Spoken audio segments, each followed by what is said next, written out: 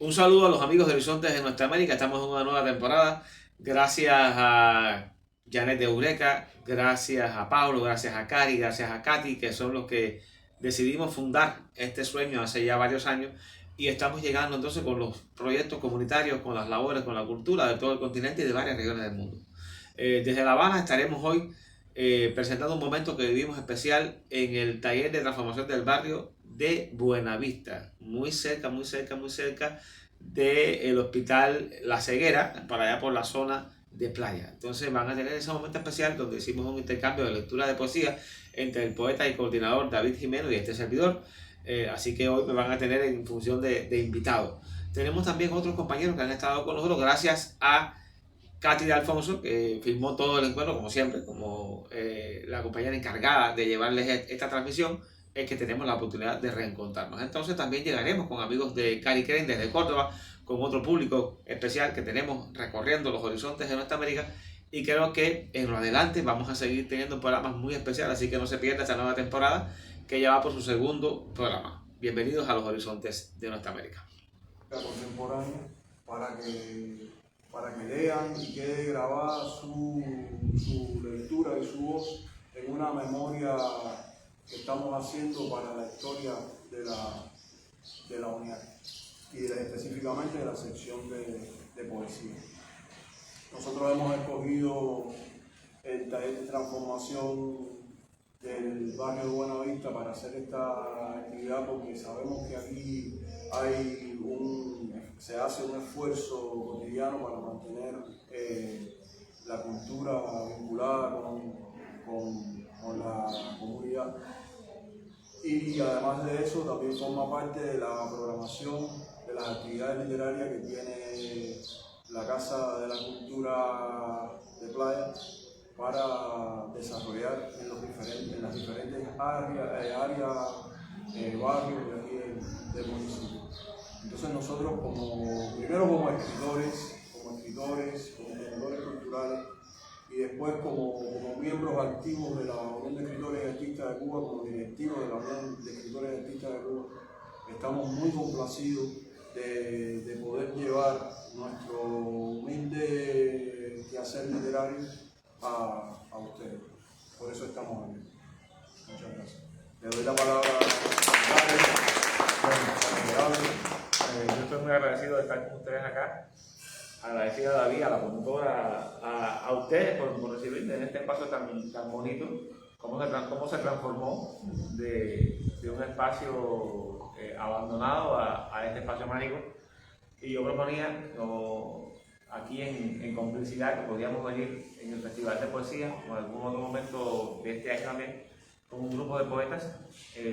Acabamos de hacer una acción que se llama Los Días de Cuba Poesía, que pronto vamos a estar discutiendo un poco más. Salió por los medios, creo que el domingo salió un resumen en el noticiero. Y es la celebración de la instalación finalmente del Centro Cultural Cuba Poesía en una sede propia. Hemos estado itinerando, ustedes tienen sede propia aquí, hemos estado itinerando por más de 2 décadas.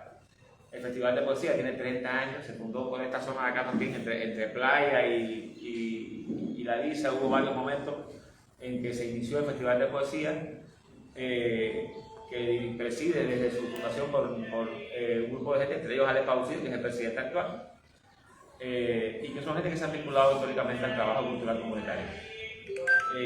Estamos firmando para un espacio que se llama Horizontes de Nuestra América, que llega a más de 80 países. Queremos multiplicar también para que las personas vean este tipo de trabajo que hacemos, la realidad también cubana, que habitualmente hoy por hoy se difama tanto, se trastorna tanto. Ahora mismo ustedes saben que acaban de venir los mercenarios a atacar Cuba, como se hizo en los años 60, como se hizo en algún otro momento, como se ha intentado sostener, y se ha encontrado que esto no es como otros países.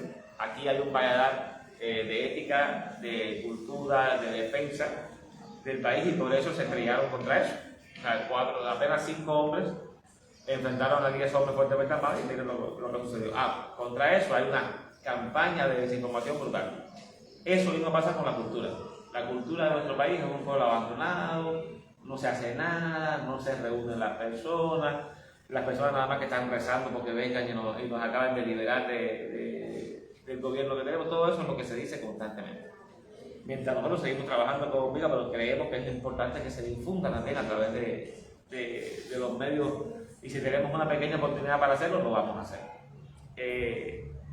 El trabajo de la Feria del Libro se aplazó, no se suspendió. Yo tengo la encomienda con el ministro, igual que David, de irnos hasta donde podamos, con la fuerza que tengamos, y sumar a toda la gente que podamos. Ya hemos hecho 4 o 5 presentaciones en estos días, además de los días de Cuba Poesía, en varias comunidades. Vamos a estar la semana que viene en Guanabacoa presentando uno de los libros que vamos a hablar hoy acá. Pero yo quería dejarles a ustedes también, inaugurarles, si no la tienen, una biblioteca, al menos digital. ¿Algunos de ustedes leen en digital? ¿Tienen algún teléfono para leer o en la casa tienen alguna computadora? Bueno, ustedes saben que se hizo una cosa que se llama la Biblioteca del Pueblo, ¿verdad? Sí. Que se ha estado mencionando, que se han presentado los libros impresos, incluso está. Bueno, aquí tenemos en esta máquina, ya lo tengo en la memoria, todos los títulos de la Biblioteca del Pueblo. Que es importante que ustedes también se los circulen para los muchachos que están allá atrás, para los hijos de ustedes, para todos. Es una selección que especialistas, autores, lectores, procuraron que se hiciera como libros imprescindibles. Ahí está Oro Viejo, ahí está la poesía de Guillén, la obra de Escobar, la obra poética completa de Pessoa, la obra poética de Liceo Diego, pero también grandes novelas, pero también ensayos de Fernando Ortiz, y es una obra muy sólida. Yo creo que van a tener en la mano tiempo para leer y para disfrutar y para podernos sentar a debatir después en algún otro momento. Y hay también otros libros impresos que trajimos de varias editoriales que hemos estado estos días acompañados para que ustedes también los tengan y se los puedan prestar, circular y dialogar. La idea de David inicialmente era que hiciéramos una lectura un mano a mano, que seguramente haremos, pero como se juntan 3 promotores, es muy difícil que hable solamente de la obra propia. O sea, siempre hablamos de la obra común, que es la que hacemos entre todos, y me unen muchos sentimientos fuertes a esta zona de la ciudad. Yo soy graduado de enfermería, es mi primera carrera. Después me gradué de comunicación y trabajé, cuando trabajaba en el Instituto Cubano del Libro, al frente de promoción del libro, donde David también trabajó conmigo, llevando libros, llevando materiales a este hospital que ustedes tienen muy cerca, al hospital infantil, a Juan Manuel Márquez. Hicimos varias actividades ahí. Ahí vino la editorial de La Mujer, vino la editorial Transcubana, vino Gente Nueva. Lo hicimos en 4 o 5 momentos. Y recuerdo que una de las impresiones más fuertes que tuvimos, igual que en el pediátrico de Santa Bárbara, fue que algunas madres preguntaban, casi al borde del llanto, bueno, ¿cuánto cuestan los libros? Y dijimos, no, estos son obsequios para ustedes, para que se lo lean a los niños, y si quieren después se los presten a otra madre, porque ustedes, muchas de las madres ahí tienen estancias larguísimas. Y entonces creo que es algo que hay que sostener, lo hemos hecho. Cuba Poesía ahora regaló a varias escuelas libros, bibliotecas. Vamos a estar llegando aquí, prometo que vamos a traer también un stock de libros para acá, para que tengan de los libros que publica nuestra editorial, que son más de 500 ya, tenemos más de 500 títulos.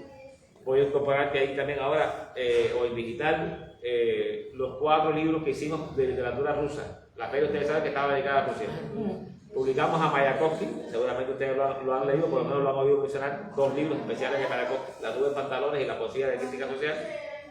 Republicamos a Ana Akhmatova, una gran poeta clásica de la literatura primero rusa y luego soviética. Publicamos a Evgeny Tuchenko en varias ediciones y publicamos un libro que se llama 15 poetas rusos. Además de eso, publicamos otros libros. Hay una selección como de 10 títulos ahí que se los pondremos también a disposición para que ustedes puedan disfrutarlo, leerlo en complicidad, comentarnos si desean y compartirlo con los demás. O sea, que esto no va a ser una actividad solo de nosotros 3, sino ya ven que se convierte en una pequeña feria del libro, aunque sea mayoritariamente digital. Y ya le doy de nuevo la palabra a él, porque si no, yo no paro ahora. Bueno, yo pienso que lo que hay que hacer es compartir, intercambiar, explicar de qué va nuestra obra.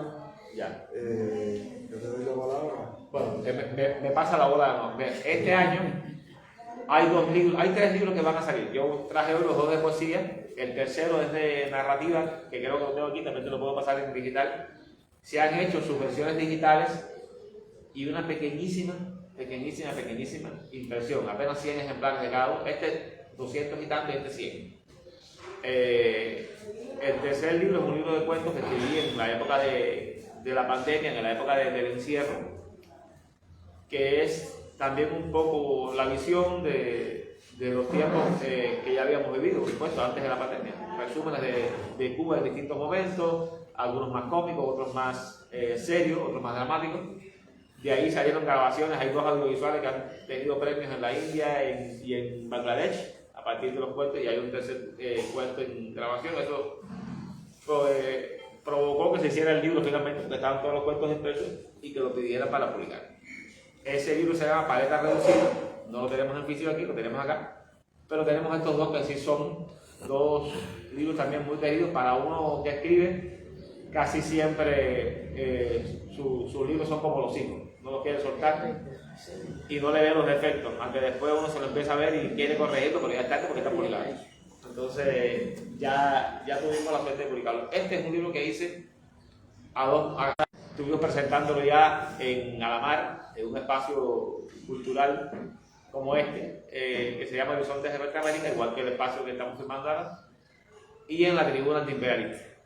Es un recorrido por un poco más de 2 años de estancia, de los 8 que estuvo Frank en Rusia, hecho a golpe de correo electrónico. A mí me avisaron que Frank estaba allá, que había llegado el invierno, que seguramente andaba un poco nostálgico de Cuba, y a mí no se me ocurrió otra manera que mandarle un mensaje en verso, en décimas, y él respondió. Y en esas idas y vueltas tuvimos 2 años comunicándonos en décimas, a veces casi todos los días, a veces no, en correo electrónico. Después de la pandemia hicimos otro intercambio que duró 100 días y los textos son mucho más porque fueron 505 textos, o sea, mucho más grande que este, que la gente le interesó publicarlo igual, pero aquí está íntegro, solamente se corrigió la ortografía, que en algún caso falló, y alguna puntuación que estuvo fuera de lugar. Gracias a Pedro Pérez, que es poeta, que es historietista del periódico Trabajadores, uno de los correctores, que él lo publicó en su página de Facebook, la página del Grupo A la Décima. Pudimos rescatar todo ese intercambio y dárselo a la editorial Extramuros, que es la que hoy por hoy publica el libro.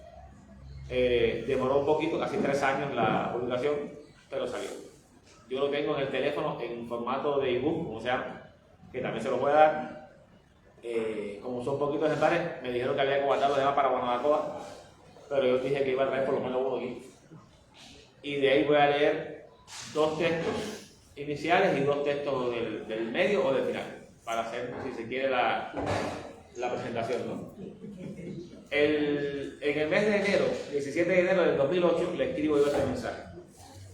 O sea, ¿alguien ha estado en Rusia aquí o sabe cómo son los inviernos en Rusia, más allá de las películas? Bueno, según me cuenta Frank, puede pasar semanas sin que salga usted. Entonces, imagínate, usted sabe bien de lo que hablamos, ¿no? La nostalgia para los cubanos estar encerrados ahí en invierno con la nieve o cuidándose al salir por el frío excesivo. Después quisiera preguntar, usted también comente un poco eso, a ver si acertamos en la continuación. Él cantaba en un bar allá para hacer el dinero para sobrevivir en los 8 años que estuvo. Y le escribo: hay un barcito en Moscú al que voy cuando la tarde es una hoja que guarde mis dolores. No sé tú, distante en el frío y su blanco peso amargo, que a orillas de un boca dé el tiro de gracia a un bardo, ¿cómo haces? ¿En cuál fardo escondes el cómo fue? ¿A qué nostalgia te aferras para calentar el alma? ¿Con quién violentas la calma? ¿Qué botijas desentierras en tus memorias? ¿Qué sierras pueblan tus ojos? Lo albino. ¿En qué abedul duerme el trino de la torcaza menuda? Sácame pues de la duda, indica pronto el camino. Él me responde entonces ese mismo día en hora de la noche. No he podido el cómo fue guardarlo dentro de un bar, porque hay cosas que guardar aquí en Moscú, yo no sé. Bebo un plástico café que me trueca la mañana, el sol deja en la ventana su andar de reflejo tardo, si algún recuerdo yo guardo, son recuerdos de La Habana. Me dices que vas y bebes las tardes dentro de un bar, yo no he podido ahuyentar las nostalgias, veo nieves, tú la has visto, te atreves a compartirla conmigo. Por fardo traje un abrigo para cubrirme en Moscú y una mujer con la U invertida de su ombligo. La nostalgia tiene el modo de trasvestirse, me pierdo en sus brazos y recuerdo desde lejos todo.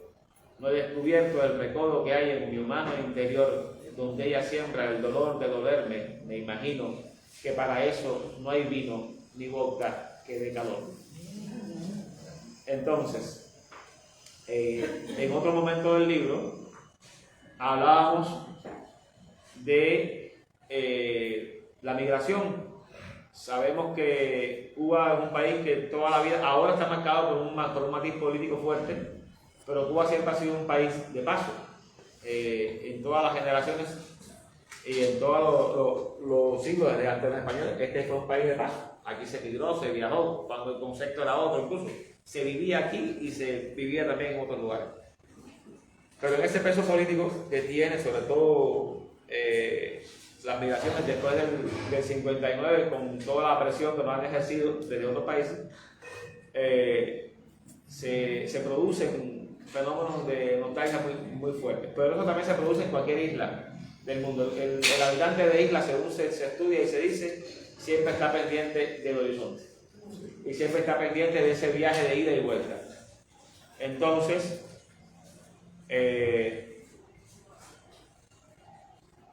me dice Frank en un momento determinado, estábamos hablando del mar.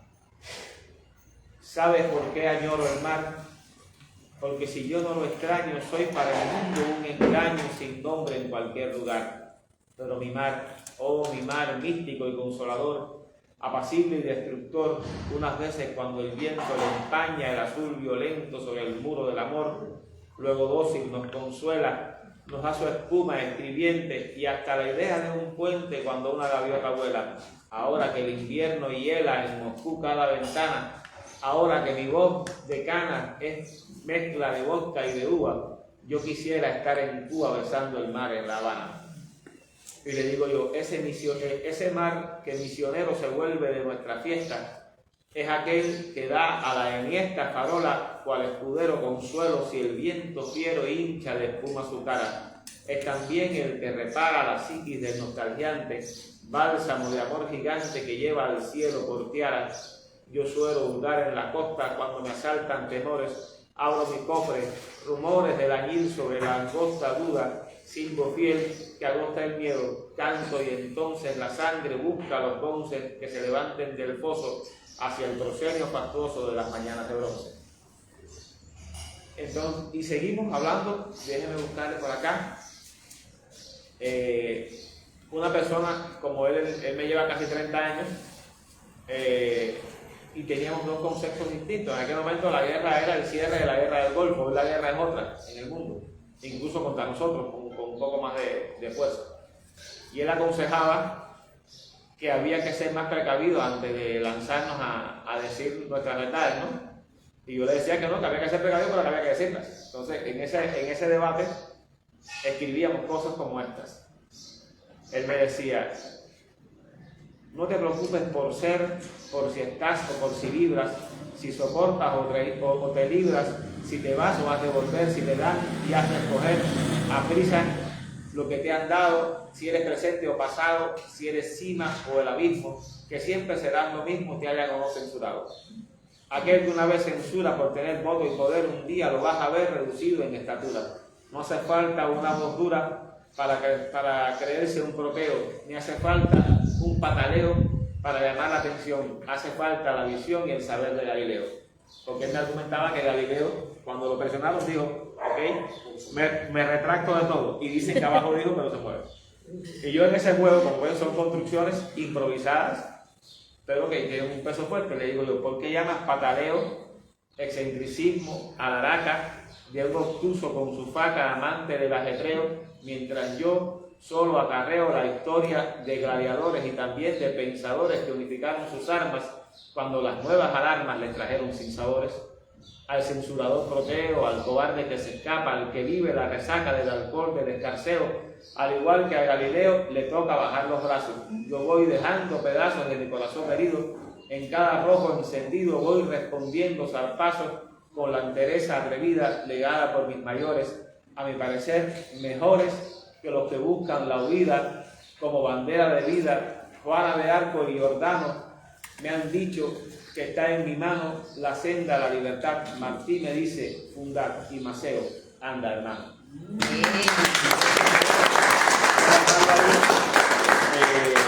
Porque son muchos más temas, ¿no? Son 2 años de debate, que lo van a poder ver en digital la mayoría, van a estar, si David se pone de acuerdo, le dejamos eso a ellos y te doy otro tipo, para que tengas de pedir. Y de que es un libro para jóvenes. Yo decía que era un libro para niños y cuando lo leyó un hermano que le decimos HP, no por ser HP, sino porque los amigos son de Hernández Pérez, pero realmente puede ser HP con los criterios a veces. Y me decía, sí, son para niños universitarios. Pero bueno, la intención es lo que vale. Voy a leer solo un texto de aquí, para que tú veas los tuyos, y después de estos otros. Es un libro que nace, es un libro de romance, se llama Versos del Peregrino, nació en la pandemia y voy a leer el libro que le da, bueno, voy a leer un texto cortito, ya que están la mayoría de jóvenes y muchos son abuelos de los que están acá. Por esa fecha habían muerto ya todos mis abuelos y decía así, enigmas. Los payasos cuando duermen. ¿En cuál esquina está seco el río de los recuerdos? ¿Quiénes son los que no quieren saber si por fin la gente ha de tener más de un sueño? ¿Cómo se atrapan los vientos? ¿Qué piedra guarda la suerte? ¿Alguien sabe cuándo vuelven de su viaje los abuelos? Amén.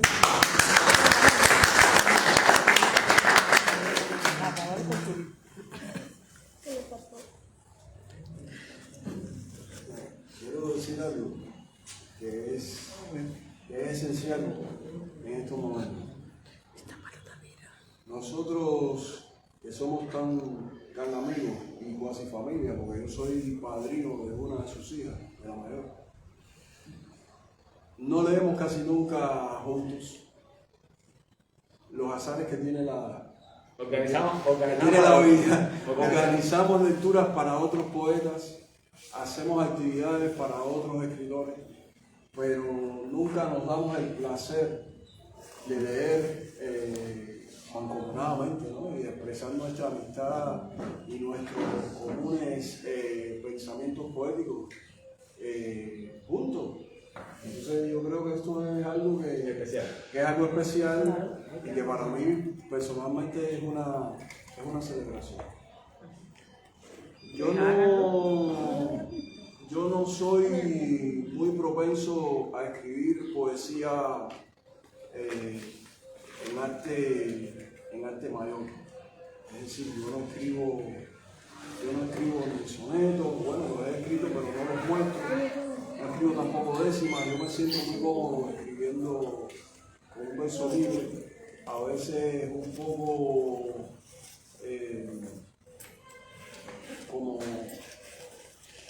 como en torrente, es mi forma de expresar. Incluso las experiencias poéticas que he tenido más recientemente han sido poemas escritos con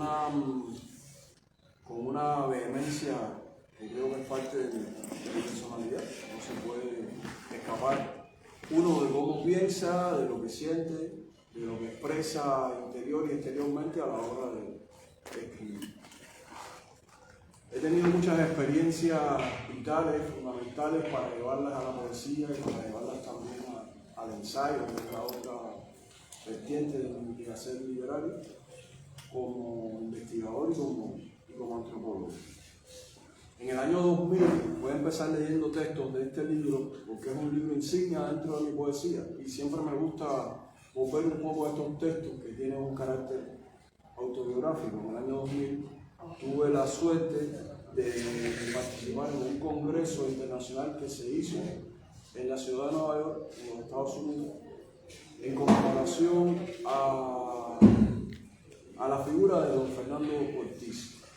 En ese congreso se reunieron investigadores y antropólogos de ambas orillas que tenían una visión o que proponían una visión otra de la obra y de la persona de Ortiz.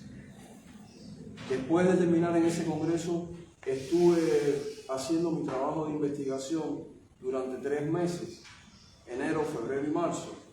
y tuve la posibilidad entonces de visitar muchos lugares relacionados con la cultura afroamericana y específicamente con la cultura latina americana, donde se fundían de alguna manera ambas corrientes culturales de pensamiento. Y me dio la posibilidad de conocer el mundo del jazz en toda su extensión y en toda su profundidad. Y de ahí vienen estos versos, este cuaderno escrito íntegramente en la ciudad de Nueva York y corregido aquí en La Habana para después ser publicado, se llama New Yorker Jazz. Son poemas que expresan mi sentimiento como hombre negro, que es en definitiva lo que refleja mi poesía, una parte de mi poesía. Mi poema Color Brooklyn se llama el texto que les quiero compartir. Brooklyn fue el lugar donde yo estuve. El tiempo es una zona de la ciudad de Nueva York antigua, que se parece mucho al Londres antiguo, tiene más o menos la misma tipología, etc. Y el lugar, la casa donde me hospedé, era en este barrio, un barrio maravilloso, muy hermoso, pero está compuesto también por mucha población afroamericana. Y ahí, en ese lugar, hay también muchos bares, muchos espacios donde se toca jazz. Mi poema Color Brooklyn tendrá la estructura de los vidrios emplomados de la iglesia en South Oxford. Será como su piedra, geométrico alimento para fábulas solares. Andará mano en mano del cristal a la sombra, cincelando en andas la vejez de los bancos. Se tornará azul, salvaguarda de la luz, armonía secular por su inocencia, que bien vale pintarla de ardillas y puertas coloquiales. Mi poema Color Brooklyn será el pubis de América, negro afluente que descarga la selva enmohecida. Para no abortar su hijo mezclará los colores, aquel rostro de papel, aquel de polvo americano, de bocacalle de jazz, negro rostro, dibujado perfil, tendido bajo el canto ensortijado. Mi poema divulgará la noticia por la dura faena en la prédica racial. El vidrio tiene raza, la sombra tiene raza, la piedra es raza de dioses, hogar de los hombres. Mi poema Color Brooklyn tendrá una estrella de 6 puntas y una lámina purulenta de esclavos y fetiches de sol, ataviados para bienvenida. El cristal es hijo zarpando de la noche, fugado ancestral del tiempo, casi en vuelo. Mi poema será un pequeño país, un peldaño en South Oxford. Será la ventana desde donde contemplo la calle. Quizás el pavimento no me pertenezca, pero igual lo contemplo, pues mis ojos crecen tras la furia del viento. Brooklyn no desprecia, perdón, quise decir, es un jazz y deja sonreír. Grandes cosas. En este caso, Chano introduce la percusión cubana dentro del jazz. Y para eso hay una pieza clave que es la famosa obra titulada Manteca. Pam, pam, param, pam, pam, pam, pam, pam. Esa pieza donde Chano se luce en un virtuosismo increíble, tocando la percusión cubana. Y en el caso de Whitney, es necesario reconocer, primero que todo, la altitud y la calidad de su voz. En segundo lugar, fue la primera mujer cantante negra afroamericana que logró copar todos los ratings de las listas en su momento de popularidad con su música, pero además es una voz que hoy es referente para casi todos los cantantes afroamericanos que se inician en el canto del gospel y el soul. porque su música era gospel, su música venía de la cultura de las iglesias, donde los afroamericanos se reúnen para cantar y para rezar. Y ese mundo espiritual está en toda su música, que aunque sea la balada más romántica, tiene la esencia de esa cultura afroamericana. Y eso era lo que ella defendía en su proyección y en su vida. Y por eso es este homenaje tan sentido de mi parte. Es una figura para mí esencial dentro de mi formación como persona. Quédate en soul, así olvidarás el guijarro disfraz.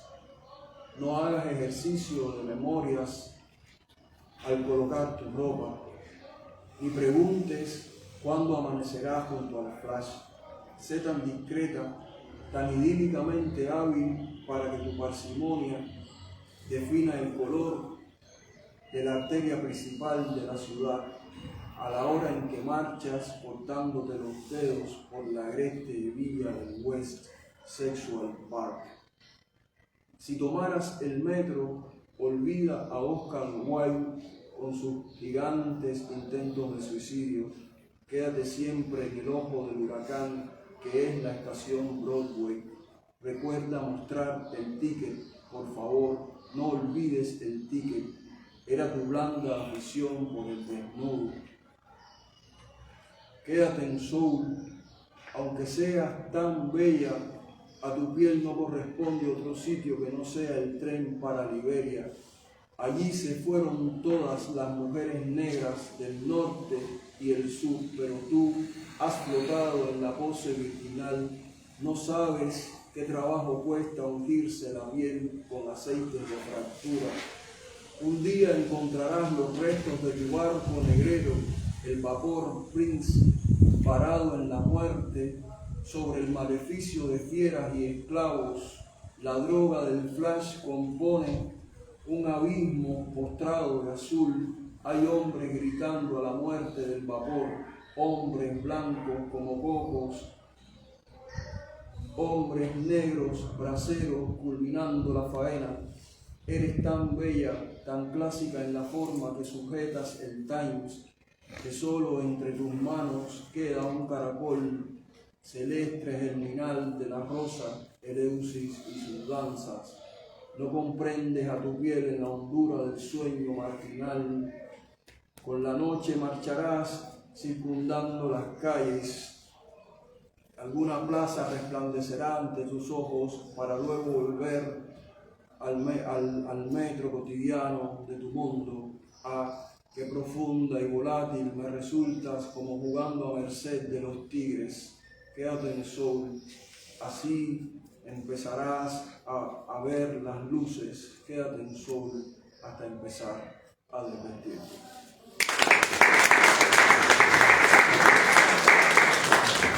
Yo quiero que después David lea algún texto de Guayno de La Habana, que sería bueno también. Pero bueno, hay más gente aquí también. Ahorita anunciamos, ahí dice, ay, fulana que es poeta, mañana. Sí. Sería lindo también conocer de esas dos poetas, aunque sea un texto. Hay una otra poeta que invitamos que llegó, que yo ahorita pensé que me llegó un mensaje de una tocaya tuya, pero no eras tú. Y por eso te empecé a llamar insistentemente. Bueno, ella nos dio un consejo ayer. Decía que por qué hacíamos las actividades tan temprano, es cuando los poetas apenas se están despertando a las 10 de la mañana. Yo le respondí que hay poetas que nos levantamos a las 5. Pero todo depende. Otro duerme en la mañana hasta las 8 de la noche. Ella cuando la pongamos aquí en escena no se podrá hacer más nada porque es un ciclón en la escena. Pero por eso la vamos a dejar para cerrar. Para lo último. Tengo que ser más tranquila. Y entonces, no, así es como es. No. Entonces presentamos tú a los poetas que están aquí. Bueno, aquí nosotros tenemos aquí poetas de la comunidad como Bernarda Alba. ¿Sí? ¡Wow! Ay, qué bueno. Wow. Bernarda Alba es una de las poetas de nosotros aquí de la comunidad fantástica. Yo le digo, siempre se me olvida el nombre de ella y yo siempre le digo, ¿cómo es que te digo? Carmen, yo le digo Carmita, yo no sé por qué. Pero ella es Hilda. También excelente poeta de aquí de la comunidad empírica. Lázaro también hace sus cositas. De hecho, él era el que llevaba muy bien la peña literaria, Lázaro y Aida, que no están ahora porque Aida tiene sus problemas, pero ella es una poeta como, Aida es como, ¿cómo se llama la que escribe eso? Carilda Olivera. Ella es de ese corte, pero muy fuerte, muy fuerte. Teníamos que haber traído a Di Mari para acá. Carilda Olivera, muy fuerte. Y está Oscar, de la Cátedra de Literatura, de la Casa de Cultura Municipal, que yo adoro, que él nos estuvo atendiendo por problemas de trabajo, porque es un muchacho muy versátil, y nos estuvo atendiendo aquí la peña literaria que teníamos cuando comenzó. Él fue el que nos las inauguró, pero después ya tuvo muchísimo trabajo, porque además era el único, ¿no?, en la Cátedra de Literatura. Se le asignaron unas ya, tareas. y entonces no pudo seguir. Pero bueno, Bernardita, lee algo de lo que tú tienes, mi amor. Sí, por aquí, acá. Lo dice, le expresar. Sí, tiene excelente Mi memoria. esposa y yo tuvimos la suerte de estar en el patio de la casa de Bernarda Alba este año que pasó. Y ahí nos contaron, por supuesto, cómo es que Lorca se agachaba y escuchaba a través del pozo lo que sucedía en la calle. Y por eso lo escribió y por eso se buscó muchos líos después. Espero que usted no nos regañe como vengo para acá, ni como hizo con su hija. Ven para aquí, Berna. Pues, yo soy una que escribe desde los 50 años, pero no tengo curso literario, es empírico. Entonces, tengo mucha poesía. Les voy a decir el jardín de la vida. Dice, la vida, jardín de rosas, con sus colores radiantes, llenándonos de alegría, de dicha y felicidad. En este hermoso rosal hay espinas traicioneras, ellas penetran, laceran hasta hacernos sangrar. Y en el peregrinar de la vida que nos reta, sumemos y no restemos los momentos de placer que nos brinda el melodía. El tiempo, ese gran reloj, gira, gira sin parar. Y tan solo en un segundo sus inmensas manecillas estáticas quedarán. Constantes el desafío, nunca, nunca claudiquemos. Vivamos a plenitud el instante con amor, sin vacilar. Y aquí en nuestro jardín plantaremos rosas tan bellas y hermosas que aunque espinas la entrelacen, las sabremos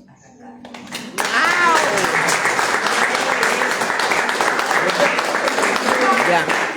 Y da. Claro, por el índice tienes que ir al...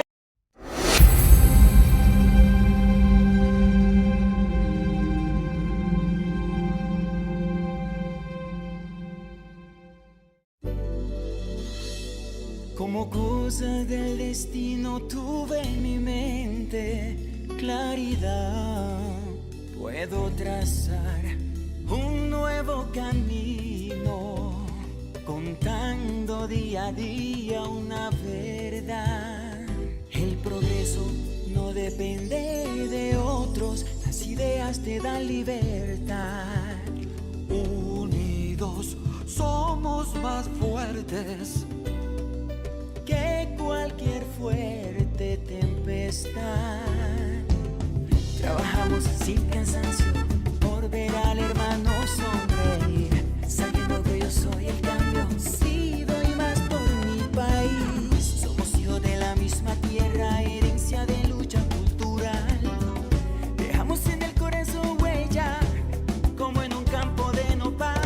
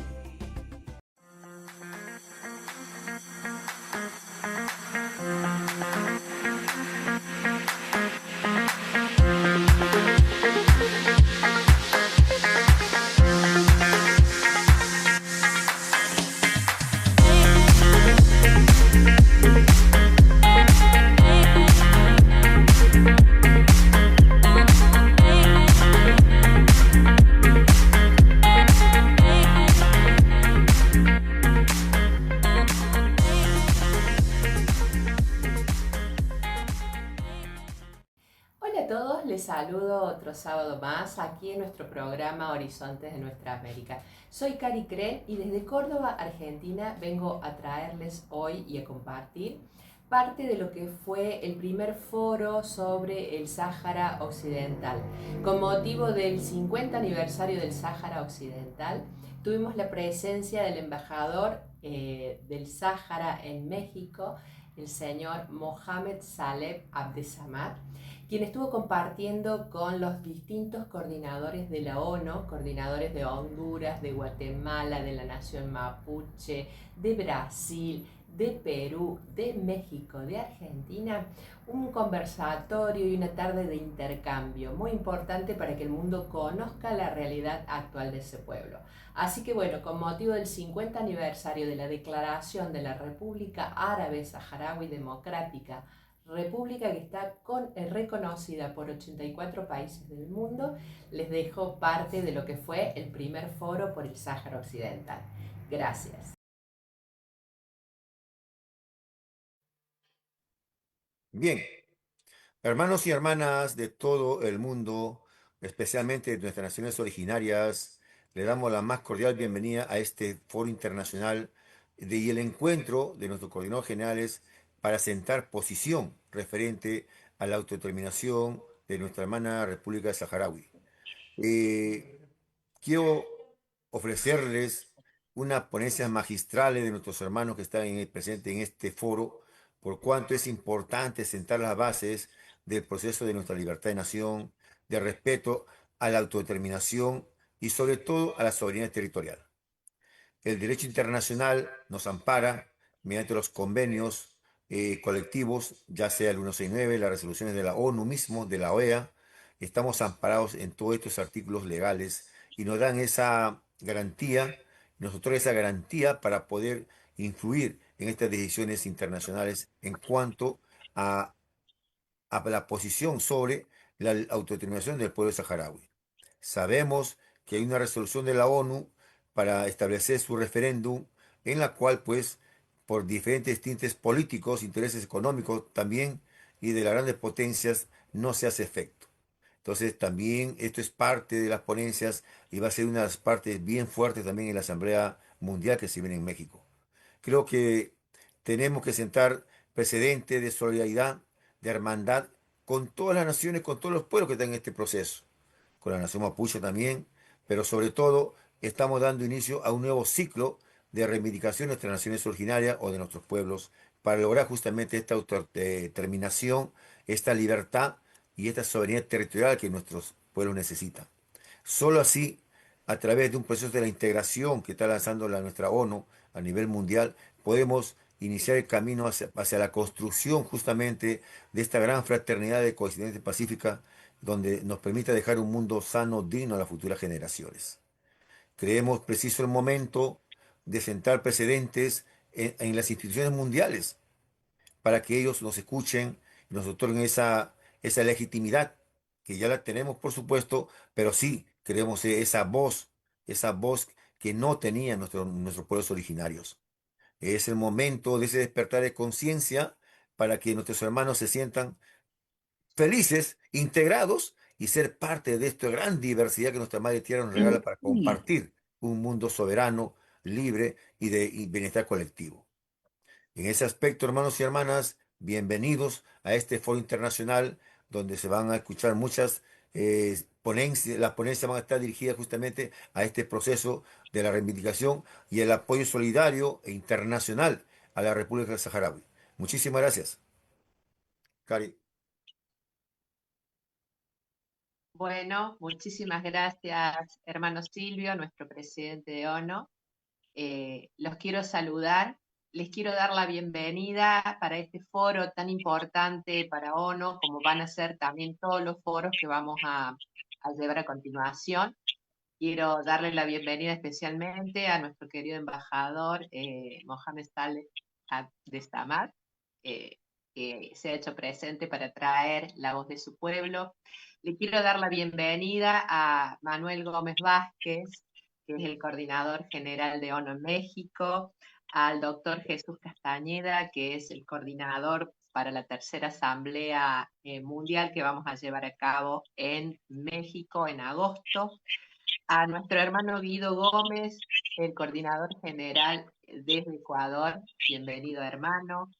A nuestra hermana Silvia Lacerda de Brasil, coordinadora general de ONU Brasil. Muchísimas gracias hermana por estar aquí presente, incluso con esa barrera del idioma que ella la atraviesa perfectamente y busca esta unión con nosotros desde la palabra. Al hermano Juan Brown de Honduras, también un pueblo hermano, coordinador general allí. El hermano Buenos Santos Iscoch Zárate, que se va a conectar en breve.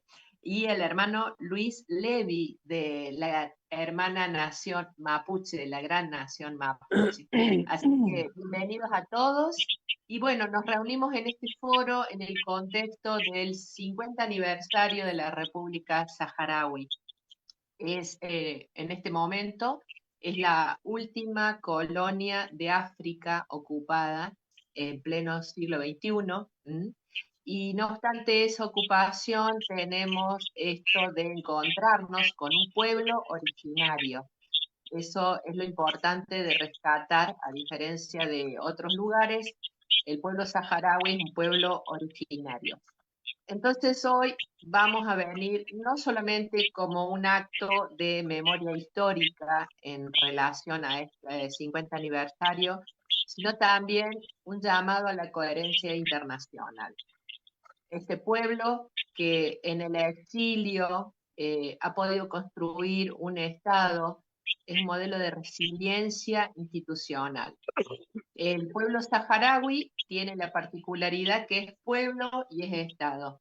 A diferencia, supongamos, de lo que ha pasado con la nación mapuche, que ha quedado dividida en dos estados, o por allí otros pueblos originarios, que están muchos pueblos originarios o naciones dentro de un estado, el pueblo saharaui constituye un estado propio. Y bueno, venimos a hablar, a poner palabra, qué mejor para recordar esa gesta de este pueblo, esa gloriosa gesta de resistencia y resiliencia, que poner la palabra, dar nuestro apoyo. Como hermanos sabemos y entendemos que todo lo que le acontezca a un pueblo originario en cualquier lugar del mundo, nos acontece a todos. Es momento de que nosotros pongamos voces, que traspasemos ese silencio. Lamentablemente el pueblo saharaui ha tenido que luchar no solamente para reivindicar y recuperar su territorio, sino luchar contra lo más perverso que puede sucederle a un pueblo, que es el intento de que sea silenciado. Entonces yo creo que ese es el compromiso que nosotros tenemos, porque por allí hablamos de otros pueblos originarios y tenemos la dicha de que eso se conoce ampliamente. Bueno, en el caso del pueblo saharaui se especuló con eso, y no obstante los saharauis han salido al mundo a contar lo que le pasa. No queda cerrado en el medio de un desierto entre la arena, silenciado, sino que ellos salen a poner la palabra y se encuentra hermanado con todos nosotros, dispuestos a escucharlos y a poner la palabra también. Así que bueno, este pueblo que tiene una preexistencia histórica a cualquier colonización, eso es lo importante, que nosotros hagamos foco y pongamos el eje. El pueblo saharaui preexiste a cualquier colonización posterior. Y habiéndolos puesto en contexto, le doy la palabra a nuestro querido embajador para que él nos refiera, nos relate, nos cuente y nos ponga la voz de su gente y la traiga para aquí. Adelante, embajador. Muchísimas gracias, hermano Silvio, hermana Cari, todos los demás hermanos y hermanas en este foro tan importante, en una ocasión histórica que el pueblo saharaui en lucha celebra su 50 aniversario de la proclamación de la República. Desde la voz del pueblo saharaui, les felicito por esta iniciativa, este foro, que sus objetivos son tan importantes para comunicar, para difundir, para hacer conocer la causa justa de este pueblo saharaui. Desde Perú, Argentina, México, Ecuador, Brasil, Honduras, Guatemala y nuestra nación mapuche. Muchas gracias. Lo referente al pueblo saharaui. El pueblo saharaui es un pueblo originario, ancestral, compuesto históricamente por las tribus del Sáhara Occidental. Esas tribus han vivido milenios, les llamaban los colonos, franceses, españoles, hijos de las nubes, porque se movían en ese territorio patrio del Sáhara Occidental, no solamente con los ganados, con el camello, la oveja y la cabra, con también los caballos, pero han tenido siempre las armas alzadas contra el foráneo. Históricamente, ningún intento colonial de expansión, de penetración en el territorio ha podido, por esa valentía, esa audacia y esa defensa de ese territorio por parte del pueblo saharaui. Quiero aquí mencionar que en los años 1434, intentos de portugueses donde pudieron alcanzar a la vía de Dakhla, intentos españoles desde las Islas Canarias no han podido llegar a sentarse en la orilla del Océano Atlántico en el Sáhara Occidental, hasta la famosa conferencia de Berlín, data de 1884, donde las potencias coloniales se han sentado en esa conferencia para repartir el queque, dividir el queque. Ese queque es África entre estos colonialismos. Cito esto porque se conoce desde América Latina, desde el Caribe, que también han habido los mismos métodos, el mismo sistema de repartir territorios y pueblos ancestrales, pueblos indígenas de sus territorios, repartirlos y colonizarlos. Y por consiguiente, desde la conferencia de Berlín, nosotros los saharauis, el pueblo saharaui y la Guinea Ecuatorial, fuimos esa porción que fue regalo al colonialismo español, y de ahí hubo una penetración a pesar de la resistencia, la utilización de las fuerzas coloniales que son superiores de la resistencia del pueblo saharaui, y no han logrado llegar al territorio hasta finales de 1905, 1906 y la división fronteriza entre los españoles y los franceses en 1911, 1912. Quiero decir que a pesar de toda esta tentativa de acapararse, de dominar, nunca no hubo dominación hasta esa fecha bien señalada.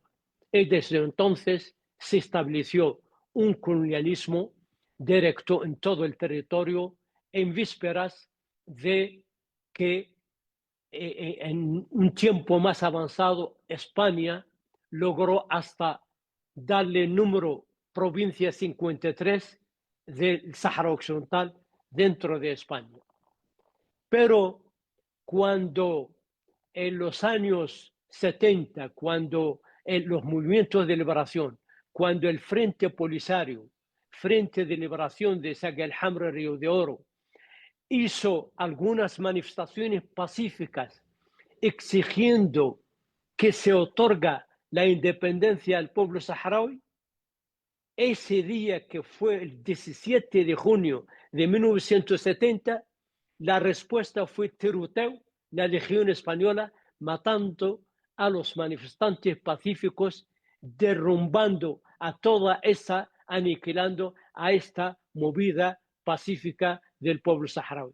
De ahí el Frente Polisario tomó las armas el 20 de mayo de 1973 y se desencadenó una lucha armada en la que tuvo respuesta la traición española, el pacto comandado por la metrópoli de la región que es Francia, el pacto con Marruecos y Mauritania para dividir el territorio entre el vecino del norte, que es Marruecos, y el vecino del sur, que es Mauritania. Quiero señalar aquí que en esas circunstancias la Corte Internacional de Justicia de La Haya dictó que nunca hubo soberanía sobre el territorio por parte de Marruecos ni de Mauritania. Y por consiguiente, ahí se quedó en ese dictamen que el pueblo saharaui tiene derecho a la libertad, a la autodeterminación. Y en eso, entonces, la metrópoli, el colonialismo español, traicionando al pueblo saharaui, hubo una guerra criminal contra el pueblo saharaui, donde les quiero mencionar algo de extrema importancia. Y esto concuerda con el objetivo de este foro. Esa guerra criminal, ese bombardeo con napalm, fósforo blanco y bombas de fragmentación, nunca ha sido conocida por parte de la comunidad internacional. ¿Por qué? Porque hemos vivido también, padecimos de una censura mediática. Quiero señalar eso de extrema importancia, en el que las cámaras, los periodistas en la zona eran los franceses, los españoles y los marroquíes. El único aliado más cerca era Argelia, y en su momento pudieron cubrir lo que les llegaba de las informaciones recientes de lo que está pasando en el territorio. Pero quiero decir que ha habido una guerra criminal de lesa humanidad, tierra quemada, no solamente en contra de los saharauis, no son solamente en contra de los hombres armados, sino contra las mujeres, los niños, los camellos, las cabras, y hasta destruían los pozos de agua. Sé que tierra quemada. Y de ahí hay que entender eso. Es algo histórico que Francia, España, Marruecos han hablado y hicieron una cobertura mediática de la famosa Marcha Verde. Nosotros la llamamos la Marcha Negra. Esa Marcha Verde, cuando hoy en día alguien pone en Google la Marcha Verde marroquí, se cree de que ha entrado en el territorio. Falso, nunca entró en el territorio, porque resulta que era una cortina de humo para que las unidades, los batallones, las brigadas, las divisiones del ejército marroquí y del ejército mauritano podrían entrar sin que nadie se dé cuenta en la opinión pública internacional. Era una censura mediática peor que las bombas de fragmentación. Y uno se pregunta, ¿por qué estos 31 campamentos han llegado a Argelia, al sur de Argelia, la zona de Tinduf, hoy en día organizados en 5 provincias? Uno se pregunta el por qué. No iban a Argelia. En el momento de la invasión, los ciudadanos indefensos salieron de las ciudades ocupadas, se acantonaron en campamentos provisionales a 50 kilómetros, a 100 kilómetros de las ciudades, y donde estaban defendidos por el ejército saharaui. Pero como las tropas de invasión no han podido llegar a esos campamentos, pues entonces han usado el napalm y el fósforo blanco y las bombas de fragmentación. Han usado hasta los jaguares franceses desde Senegal. Llegaban a bombardear a los campamentos. Los aviones F-1, los Mirage, todos han bombardeado los campamentos. Desde ahí entonces, esta población tuvo que huir en un éxodo masivo a pie, arrastrando los niños y los ancianos y usando los pocos medios de transporte que teníamos en ese momento para llegar a Tinduf, al sur de Argelia. Este es una interrogante que nadie conoce. ¿Por qué han llegado ahí? En esas circunstancias y ante el abandono y la traición de España de sus responsabilidades como potencia administradora, ante esa violación del derecho internacional, ahí el pueblo saharaui, mediante su representante legítimo, el Frente Polisario, y la Asamblea, el Consejo Nacional Saharaui, han proclamado la República Árabe Saharaui Democrática. En un día después la retirada vergonzosa de España. Digo, el día 26 de febrero se retiró el último soldado español del Sáhara Occidental, de lo que le llamaban Sáhara Español. El día 27 se proclamó la República Árabe Saharaui Democrática, que en estos días vamos a conmemorar 50 años de resistencia, 50 años de lucha. La lucha no ha quedado en el territorio del Sáhara Occidental. La lucha se ha llevado en todo el territorio mauritano, hasta inclusive la misma capital mauritana. La guerra se ha llevado hasta 400 kilómetros en la profundidad del sur de Marruecos. Y es por ello que al cabo de 2 años y medio claudicó Mauritania militarmente ante el heroico Ejército de Liberación Saharaui y firmaron el plan de paz, y no solamente eso, sino el reconocimiento de la República Árabe Saharaui Democrática recién proclamada. Y de ahí se ha concentrado la fuerza militar combativa contra Marruecos. Y al cabo de 16 años, y a pesar de los muros, y a pesar de la técnica francesa, americana, israelí y demás, 16 años después, el mismísimo Hassan II, rey de Marruecos, dijo: pido el alto el fuego. Y celebramos un referéndum, y si los saharauis deciden ser libres, ser independientes, yo seré el primero en abrir una embajada en el Aaiún, capital de Sáhara Occidental. Pero claro, proyecto secundado entre la Unión Africana y las Naciones Unidas se ha plasmado que un contingente llamado MINURSO, dividido en militares para el alto el fuego, civiles para la identificación de votantes, una administración civil.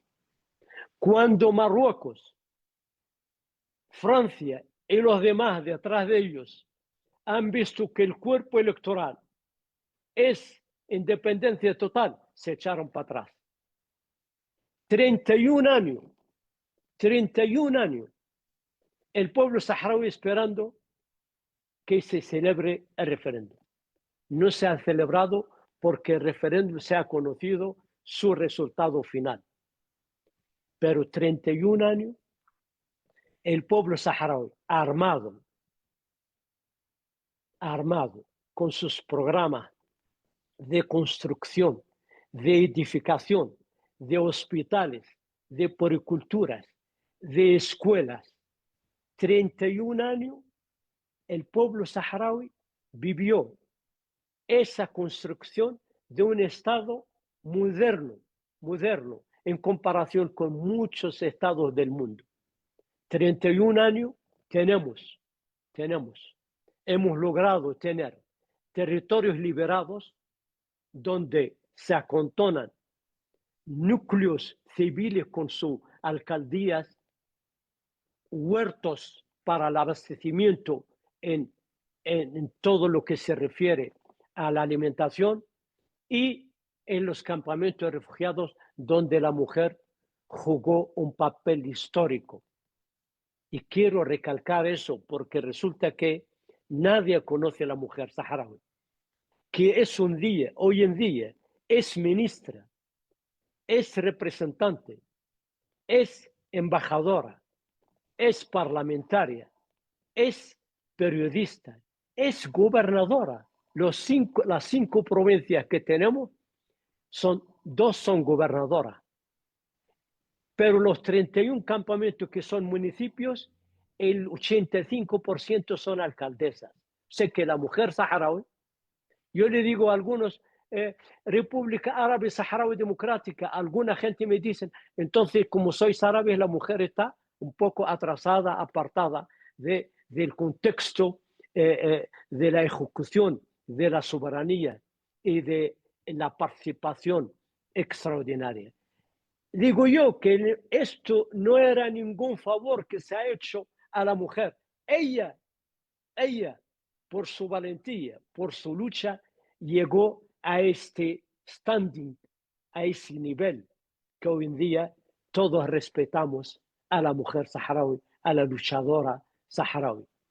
Vuelvo a retomar que desde el 76 hasta ahora, 84 países del mundo han reconocido la República Árabe Saharaui Democrática, y entre ellos un grupo en América Latina y el Caribe. Vuelvo a retomar también que en el 82 fuimos ya reconocidos miembros de la Unión Africana, y hoy en día somos fundador, después de la refundación de la Unión Africana, somos fundador de la Unión Africana. Y no solamente eso, sino también nuestro embajador en Etiopía es el decano de los países del norte, de los 7 países del norte, e entre ellos Marruecos. Vuelvo a decir también que cuando el Sahara, la República Saharaui fue admitida en el seno como miembro plenipotenciario en la Unión Africana, Marruecos salió. Marruecos abandonó la Unión Africana.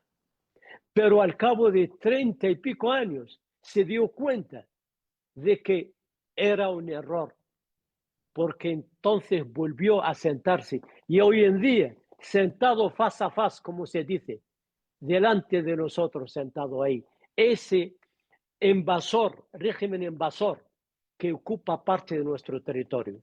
Hoy en día, el gobierno y la República Saharaui no solamente son miembros de la Unión Africana, no solamente nos reconoce 84 países, es también partenariado entre la Unión Africana y la Unión Europea. Nos sentamos con los dirigentes europeos, nos sentamos con los dirigentes de la Unión de Países Árabes, de la Liga Árabe, con Japón. Hoy en día la República Saharaui es un hecho jurídico, ¿entiendes? Acorde a las leyes y el derecho internacional. Que se habla de referéndum, bienvenido. Que se habla de las Naciones Unidas y de MINURSO y demás, no tenemos ningún problema. Pero nosotros, el pueblo saharaui, declaró su independencia el día 27 del 76 y no tenemos ninguna tregua, ni vamos a tenerla hasta que se retire la administración del gobierno del régimen invasor marroquí y sus tropas, y que se liberan las ciudades ocupadas por este invasor. Les quiero mencionar aquí una cosa de extrema importancia. ¿Por qué? Porque escuchamos el derecho internacional, el derecho del pueblo saharaui a la autodeterminación, y nos quedamos anclados en ese tema. No. Vuelvo a repetir. Este pueblo nunca fue marroquí, ni Marruecos nunca han tenido un pie en ese territorio. 2. El problema no es una extensión, no es una extensión territorial que quiere Marruecos, o España, o Francia, o otros más atrás. No es así. El problema, el secreto, y se lo digo a nuestros hermanos en América Latina, el secreto son los recursos naturales. Ya vosotros estáis escuchando esa parafernalia internacional para acapararse de los recursos naturales en muchas partes del mundo. Pues el Sáhara Occidental es uno de los territorios más ricos del mundo, pero nadie lo sabe. Ahora hablan de que no, este territorio era marroquí, no, que los saharauis tienen derecho. No, era el plan estratégico es otra cosa. Es acapararse de estos territorios y explotar estos recursos naturales. Y quien pregunta y me dice, ¿qué tenéis vosotros ahí? Pues tenemos petróleo, gas natural, hierro, y tenemos cobalto, y tenemos oro. Hoy en día, chicos jóvenes con detectores de metal van sobre el terreno y recolectan el oro. Yo le pregunté, se lo digo así, yo le pregunté a uno de los chicos y le dije, ¿pero cuánto costó? Me dijo, tardé 6 meses, solamente 6 meses y compré un Toyota, todo terreno. También se conoce de que en la parte sur del Sahara hay diamante mezclado con la gravilla. Y bien, por la otra parte también, otro yacimiento muy importante que se pone por delante del fosfato, se pone por delante del fosfato marroquí y del fosfato americano, que es el fosfato del Sahara, que fue descubierto por España el año 1940. Y ese fosfato tiene una propiedad extraordinaria por la calidad que tiene y también de fácil excavación porque está a ras del suelo. Otros yacimientos. Tenemos montañas de mármol. El mármol más valioso en toda Europa. Es como el oro. Ese mármol negro blanco que lo compran solamente los millonarios. Tenemos montañas subterráneas ahí en el Sahara Occidental. Y no nos paramos aquí. Tenemos Liturio. Hay una montaña subacuática entre nosotros, entre el Sahara Occidental y Canarias, Liturio. Liturio hoy en día está demandado, buscado en toda parte del mundo porque es la energía solar, son las placas solares. Y por último, tenemos en el mundo hay solamente 3 caladeros de pesca importantes. Uno de ellos es el saharaui. Eso no lo sabe nadie. El caladero de pesca saharaui es uno de los más importantes. Por algunas razones climáticas de esa agua en la frontera y las costas del Sahara. Y entonces, y hoy en día hay empresas internacionales, piratería absoluta, ¿entiendes? Acaparando estos recursos de la pesca del caladero saharaui. Dicho esto, para terminar, les diré que el pueblo saharaui dijo bien a la paz. No hay ningún problema. Vamos a la paz, vamos a las urnas. Pero se ha visto que esas urnas no favorecen a Marruecos y a sus amos, lo digo de esta forma, sus amos, y por consiguiente se echaron atrás, y eso resulta que el saharaui ha dicho toda la patria o el martirio. Lucha continua para culminar la soberanía. Para culminar la soberanía.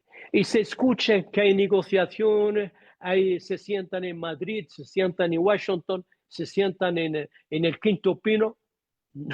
No hay, como dicen los saharauis, no hay tregua, jamás habrá tregua, y es una cuestión generacional hasta culminar la soberanía y la restauración de la República Árabe Saharaui Democrática sobre todo el territorio. Precisamente en este 27 de febrero habrán ese acontecimiento, esa conmemoración a nivel de todas las embajadas nuestras, de todas las representaciones en Europa, de los campamentos del ejército saharaui, de todo. Pero también hay un movimiento solidario de lo más grande del mundo, que es España, Italia y los países nórdicos, que van a celebrar este acontecimiento que son medio siglo, 50 años. Pero también habrá una celebración por el 50 aniversario para todas las delegaciones extranjeras. Y uno está invitada en los campamentos para que asisten el 7 y el 8 de abril y verán la concentración de las delegaciones extranjeras que van a hacer la demuestra palpable in situ de la solidaridad con el pueblo saharaui luchador. Y diría yo, para terminar, muchísimas gracias, que esto es una ocasión, estaré disponible para cualquier